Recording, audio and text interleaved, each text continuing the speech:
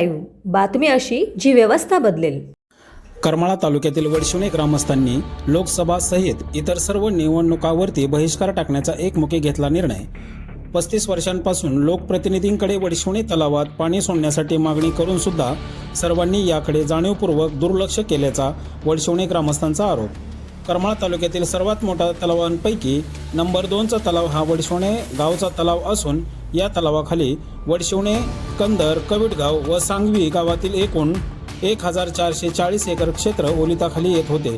परंतु उजनी धरणाची निर्मिती झाल्यानंतर कंदर, कविटगाव व सांगवी या गावांचा शेतीचा व पिण्याच्या पाण्याचा प्रश्न मिटल्यामुळे या गावची वडशिवणे तलावातील पाण्याची गरज संपली। परंतु वडशिवणे गाव व त्यावरील केम, मलवडी, पाथुर्डी, सातोली, घोटी व साडे इत्यादी गावांना या तलावातील पाण्याची अद्यापही गरज आहे।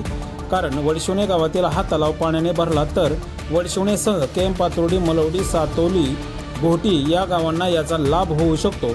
यामुळे या गावातील जवळपास 3000 हेक्टर क्षेत्र ओलिताखाली येऊ शकते।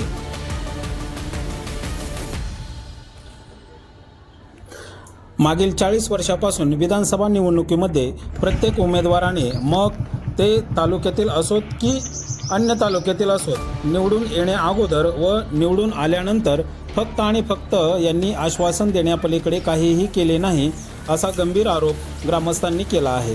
दिगंबररावजी बागल 10 वर्ष आमदार होते, श्यामलताई बागल 5 वर्ष, जयवंतराव जगताप 10 वर्ष, नारायणआबा पाटील 5 वर्ष व संजय मामा शिंदे 5 वर्ष असे एकूण 35 वर्षामध्ये नारायण पाटील सोडले तर एकाही लोकप्रतिनिधीला वडशिवणे तलावात कायमस्वरूपी पाणी आणावे असे वाटले नाही। ही एक लाजिरवाणी गोष्ट आहे।